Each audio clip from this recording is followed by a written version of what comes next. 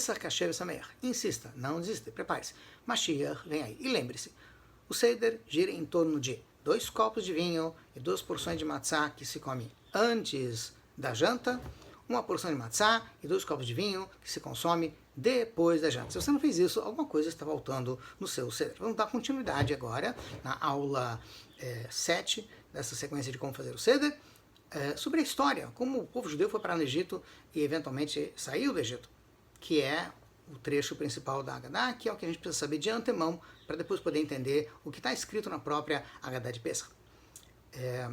Nós estamos agora falando sobre a presença do povo judeu no Egito, graças ao fato de Yosef, José, se tornar o vice-rei do Egito. O povo judeu foi convidado, os descendentes de Jacob, os irmãos de Yosef, vão viver no Egito confortavelmente, em Goshen, no território que lhes foi dado por Yosef, e eles prosperam, vamos dizer assim, eles passam a viver muito bem no Egito em liberdade. Eventualmente, o patriarca Yaakov vai falecer. Ele está doente no seu leito de morte, e ele então passa a dar uma bênção para cada uma das tribos, que seria também uma espécie de testamento, onde ele dá a missão de vida de cada tribo. Interessante que é o trecho da Torá onde a gente encontra a primeira menção, mesmo que um pouco indireta, sobre a vinda de Mashiach, que é quando Yaakov abençoa seu filho Yehudá e diz que dos seus descendentes vai vir alguém que vai reunir todos os povos e fazer com que haja paz e harmonia universal. Isso nas profecias de Yaakov antes dele falecer. Mas vamos ao que interessa agora para a gente em Pesach. Yaakov, antes de falecer, encarregou o seu filho Levi de ensinar Torá aos descendentes de Yaakov. Ou seja, toda a tradição, tudo que se sabia sobre Deus e sobre as mitzvot, as ordens divinas, os mandamentos divinos que a gente tinha até então, isso iria ser a função de Levi. Levi teria a função de ser o professor mor de todo o povo judeu. Ele ia passar a tradição, ele ia passar a ensinar para as crianças, adolescentes, adultos, enfim, tudo aquilo que foi nos ensinado por Abraham, Yitzhak e Yaakov, que eles receberam diretamente de Deus, ou de Noah, ou daqueles que vieram antes deles. Levi, então, se torna aquele que vai passar a tradição para todo o povo judeu no Egito. Isso é importante, como a gente vai ver mais adiante, porque Moshe Rabbeinu e Aharon, Moshe, aquele que vai dar início à saída do povo judeu do Egito, é da tribo de Levi. Muito bem. O povo fica no Egito, as tribos estão ali, Yosef vem a falecer. Depois que Yosef falece, ele vai ser enterrado no Egito. Yaakov, quando faleceu, ele pôde ser enterrado em Israel por seu pedido. Ele está enterrado em Merat Marpelá, em Hebron, mas Yosef, por ter sido um personagem importante no governo do Egito, ele não pode sair do Egito, então ele vai acabar sendo eventualmente enterrado no Egito, e o povo judeu depois, quando sair do Egito, vai ter que levar os restos mortais de Yosef com eles para enterrar em Israel, e ele foi enterrado em Shem, onde se encontra o túmulo de Yosef. Vamos lá. Depois do falecimento de Yosef e dos líderes de cada uma das tribos, vai começar um período de escravidão no Egito.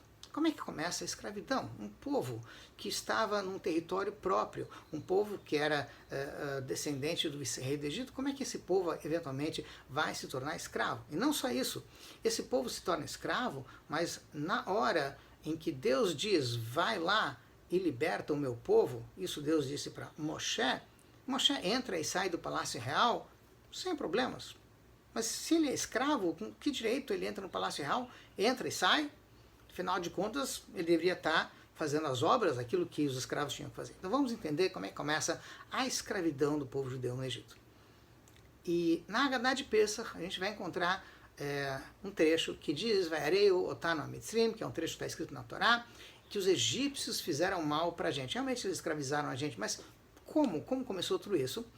E é interessante que uma das explicações que tem sobre esse trecho é a seguinte: depois que faleceram os líderes do povo judeu, aquela primeira geração e Yosef, o faraó começou a ter ideias um pouco antissemitas. Como assim? O faraó olha para o povo judeu e diz: eles são estrangeiros, eles não são patriotas, eles não são verdadeiros egípcios, eles estão aqui querendo alguma coisa da gente, eles podem fazer alguma coisa contra a gente. Se o inimigo atacar a gente, eles podem acabar se unindo a esse inimigo contra a gente. Eles são uma quinta coluna, eles são um problema, eles vão acabar causando alguma coisa de ruim para nós. Temos que tomar uma providência. E aí começa a propaganda antissemita. Ou seja, Vaereu tá no Mitzrim significa, entre outras coisas, que eles começaram primeiro a falar mal da gente, de alguma maneira de dizer que a gente não é patriota o suficiente, que a gente não está fazendo o suficiente pelo país.